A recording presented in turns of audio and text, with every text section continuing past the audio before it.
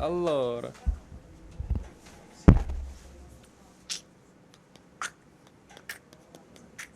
Daniel, I know you practiced with Novak the other day, and you also practiced with him at the Muratoglu Academy. And I'm curious, how does now that you guys have developed a rivalry and you're fighting for the #1 spot and everything, how do you reconcile both things, where he's a rival and you're chasing him, but you can also just practice with him? I feel like, I mean, you have to practice with other players. Sometimes with #1, sometimes with number 50, number 61, or whatever. And I think if you think about this in a way that, oh my God, maybe he's gonna see my weak sides or what he can do against me, then it's going to be too tough your life in tennis, because you're not going to be able to practice with anybody except your sparring or sparring partners on tour, which is not always the best solution, also because you need to practice with the best players in the world in order to improve. And so, for example, talking about yesterday, it's just that we were the only one who knew that we're not going to play each other in the group. So that's how I feel like it's my third year, and that's how it was the years before. Always first day you practice with somebody who you know you're not gonna play against in the group, because it can be different if you practice on the same tournament with a guy gonna play in a few days. That's where he's gonna see maybe, I don't know, you missing long, whatever, doesn't small details. So I think it's the same for Novak, because he has much more experience than me. And if he would not want to practice for some reason, we would not do it. So I guess it's the same opinion for him, that just practice is practice, and that's it. There is not much more to talk about, to be honest.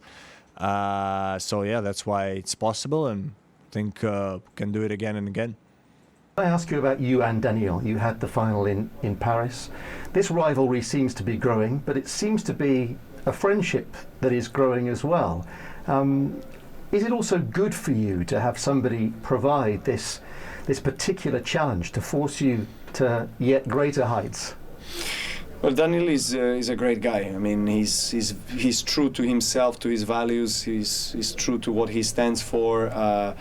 He's being very authentic, and I like that. I like that a lot. We got along very well ever since he appeared on the tour in his first years, and we played Davis Cup tie against each other. That was our first match with Serbia and Russia back in Serbia years ago, and it's where I saw that he's got the big potential. He's got the big serve. He's a tall guy. And he's got a little bit of an unorthodox game, but he manages to use the biggest potential that he has in every shot.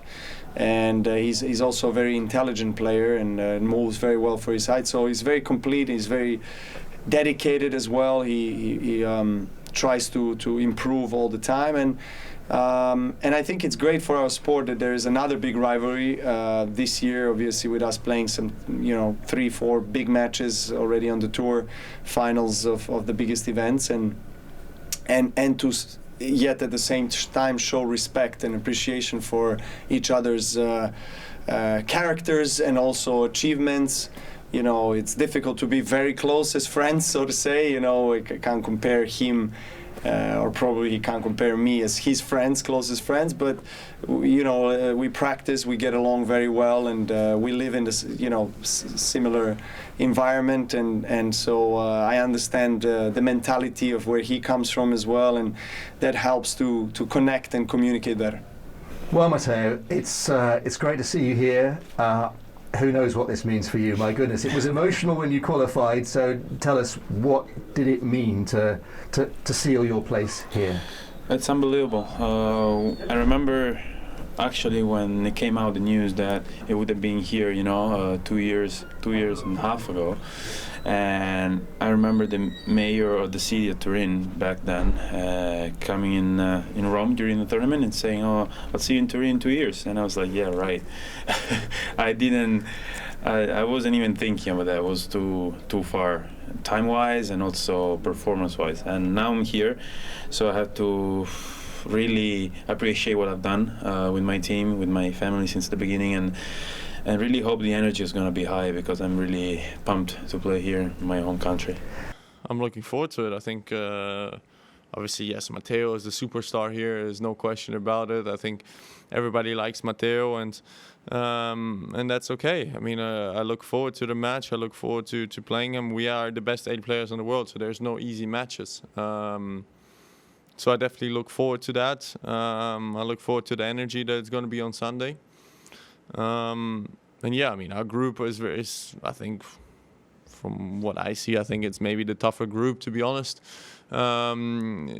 Just simply because I think on an indoor hard court, the players that are in our group are extremely difficult. I think Hubi is playing extremely well. I think Matteo can play well on the surface. Daniil showed that he can play extremely well, winning this title last year. So, I mean, all the guys are in good form. Yes, Daniil, a bit on the side. You've accumulated quite a few nicknames over the season. I think Swiatek calls you a pretzel. You've been called a spider, an octopus, and everything. Which one do you like the best? And could you tell us a bit about how you act on court? Yeah, well, pretzel was the first time I heard, so I don't know if it should stay as a nickname because I still didn't understand why. Like, I don't see the similarities. Like, I wonder why. But if not, yeah, octopus probably kind of the most common one, which a lot of people call me. But me, if you ask me, my favorite one is the bear because that's what my surname means in Russian, and that's also the easiest for me because I've been called a bear in all my school years and university years till I was like 20 years old. So that's the easiest one. Yeah, you know, it's like if you talk about my style, it's tough for me to answer because that's why we have other people calling these nicknames, because it's rare that a person gonna give himself a nickname. So it's for other people to do it. And I guess the thing is that, as I said, the more people say the same nickname, the more this one suits you. So pretzel was one person so far, so not yet. Having taken sort of a couple of months away from the match court after the US Open, do you feel kind of different, fresher, maybe going into this tournament than in previous years? Yes, I think I do, because I haven't played so much as previous years in terms of the amount of tournaments, but I did have a lot of exhausting events that I played, particularly in Grand Slams. When I say exhausting, not just physically, but mentally and emotionally, probably unlike any other year that I've had so far, because of the pressure of the achievement, potential, history making, and etc. So it did take a lot out of me, and I just felt like I needed that break in order to rejuvenate and try to get ready for the strong finish of the season. So I've started the indoor season very well with the Paris win, and hopefully I can keep on going with the good performances here. Hubert, I'm wondering, just how does it feel to be part of this group? You've had a great year, and you obviously had that late push to secure this spot. And how are you feeling? Is it emotional? Yeah. You're cool? Yeah, definitely. I mean, it's emotional. It's super cool to be here. I'm very excited to play in the finals. I mean, just such a small group of people playing here, and it's so much fun. The atmosphere, it's gonna be amazing with the Italian fans. Talk about 2018. Is there one particular picture of that day when you won the title that's in your mind? Yeah, the sliding backhand match point pass. I mean, I don't know how I hit that, so I do remember that quite well. Paris, you'd been on the terrific run, semi-finals, and you were done, weren't you? I was done. How are you? I had nothing. What have you done to re-energize? I did nothing, actually. That's the best way to re-energize. In Paris, yes, I was completely and utterly done. I was physically exhausted, and I needed the time off. I needed to recover. I needed to get back to where I was. Yeah, and I did that, and I feel much better now. When you reflect on 2019, what is the picture that comes into your head? A massive crowd backing me up during the 1 week that I stayed in London. it gave me the chills, winning that trophy and lifting that trophy, and the match point took a while for me to process what just happened. You know, my whole team was there, my parents, my siblings. It was a great memory and a great way to finish the year with lots of emotions. And even a few days after winning and clinching that trophy, I still was waking up in the middle of the night, getting dreams, like dreaming of that moment. The fact that you beat the numbers 1, 2 and 3 in the world consecutively, what did that do for you now looking back? Did that play a role in the success that you've had this year? 100% it did play a role, beating the world number 1, 2 and 3, because last year coming into Paris-Bercy, I was completely out of shape and out of confidence. Didn't know if I'm going to play good. First match, got lucky, if we can say like this. Kevin Anderson retired in the first round. Second match, I lost the first set, and I thought, okay, well, another match where I'm just completely out of shape.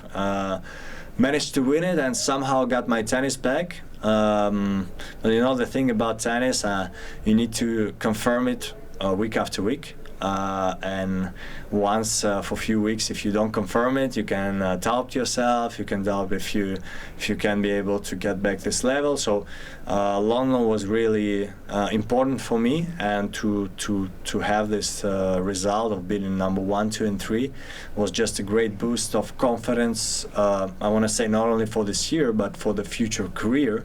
Saying, okay, well, I'm capable of doing this. It means that I can actually be even higher in the rankings and win even bigger tournaments. I just wanted to ask you about your Monday, or your opponent on Monday, Casper Ruud. You met him last year on clay. What is your expectations before that game, and do you think he will be a tougher opponent this year? Casper is one of the hardest working players that we have on the tour, and he absolutely deserves to be here, qualifying for his first World Tour finals. He's had an impressive year. He's won a lot of titles and has been one of the most consistent players. He has improved a lot on the hard court, which was not his preferred surface. He has had throughout his career the most success on clay, but he has improved a lot on hard court. The way he moves, the way he hits the ball, his positioning on the court is different as well. And it's all due to his working ethics and his commitment and dedication to this sport and trying to perfect his game. A very, very nice guy. We get along very well. We haven't played each other many times, I think only on clay last year, so it was a close match. He has not much to lose, it's his first time playing in a World Tour finals. I'm sure that he wants to make a statement. He wants to start off the tournament, with a win. So I'm sure he's going to give his all, and I know I'll be in for a fight, and hopefully I can open this tournament the way I finished Paris-Bercy. It's also about Casper, because during the Labour Cup, I remember you said that he is too smart when it came to the instructions. Could you tell me what exactly did you mean, and how do you plan to outsmart him? No, because Casper is he have really great education. Like I'm not talking about school or something like that. I'm talking about life. He's really kind, really honest, and super nice guy. You can see that. He have really great and correct education, and I was more about this, If you compare to me, I'm a bit more relaxed completely. But yeah, Casper is a super nice guy, and I really like him as a person. So, and that's what I meant. He speak correct, he say right words, and me, you can see that I'm talking some stupid things every second word, no doing mistakes every time, stuff like that. Congratulations on qualifying. I was just wondering, how were your nerves in just the last few weeks of the season there when you were kind of counting down the days to potentially qualifying? No, there were a lot of nerves involved, definitely, and somewhat, of pressure.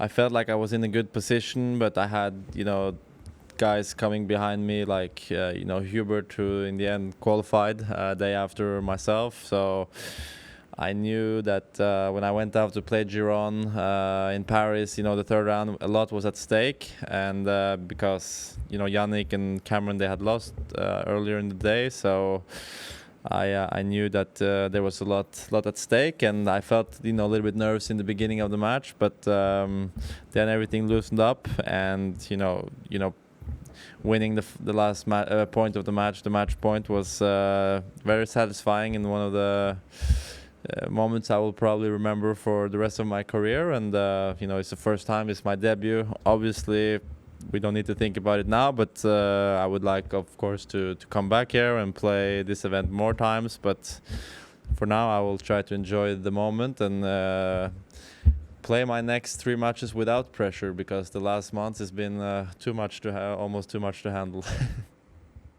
In Paris, the pain was unbearable, so I had to quit from that game. I've never retired in a match. It was very painful for me to,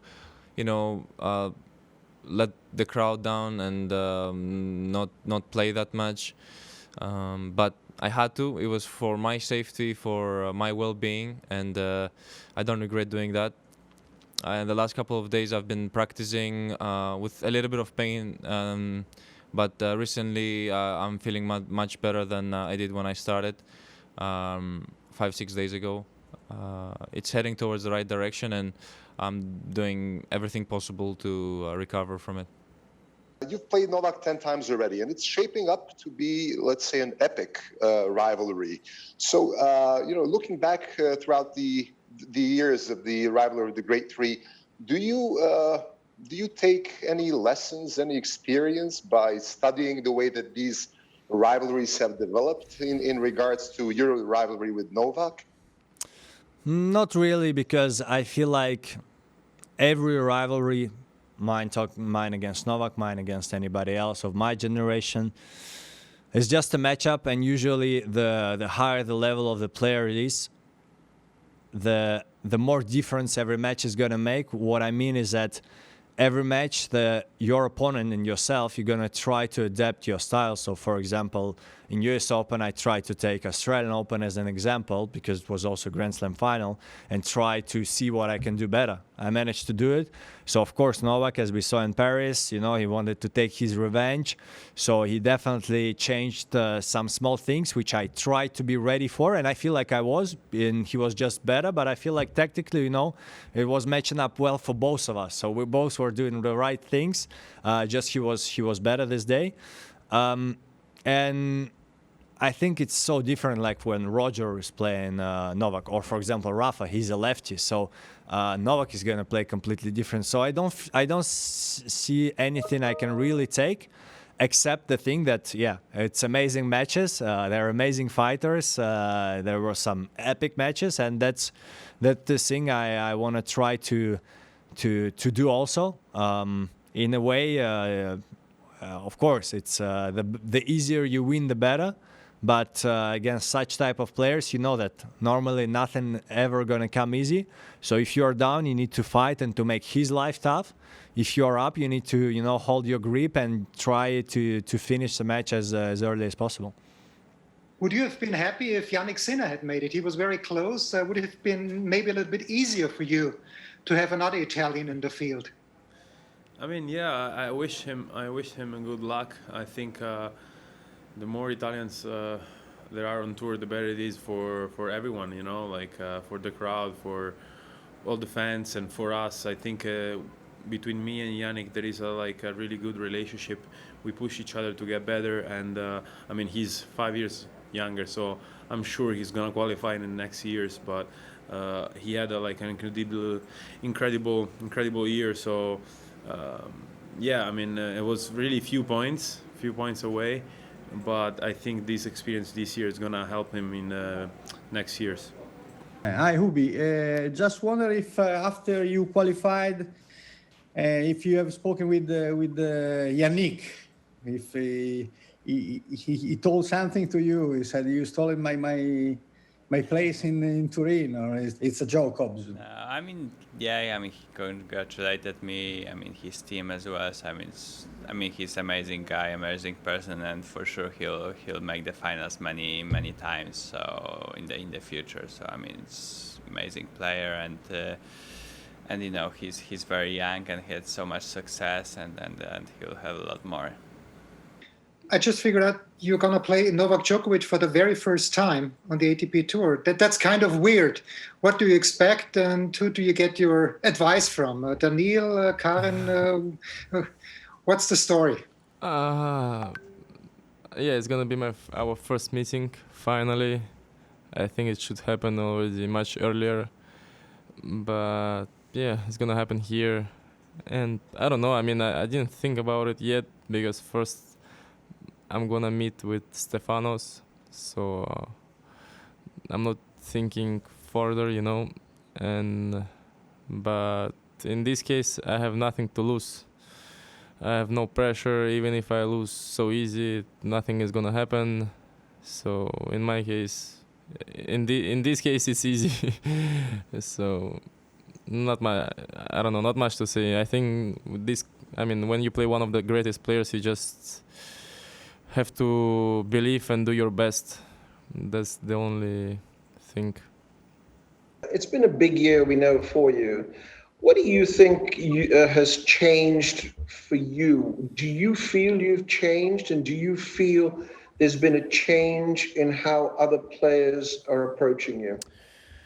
I think so, yes. And I think the biggest change for me, you know, from this year, like let's put the time back a year, I would say that my self-confidence and belief to play well at this level it's much higher, because I've been a guy who hasn't played too many times, like I said also previous question, on the big stage, or all these big matches, or I had a very small kind of taste of this kind of success in the big stage when I broke through a little bit in Rio 4 or 5 years ago. I reached the semi-final. I had a wild card. I was only 18, and then since then I've worked my way up, playing the challengers, and slowly but steadily working my way up. So to be here on one of the biggest stages in the tennis world is really exciting, and I think that players hopefully in a way respect me maybe more now than maybe a year ago or two, or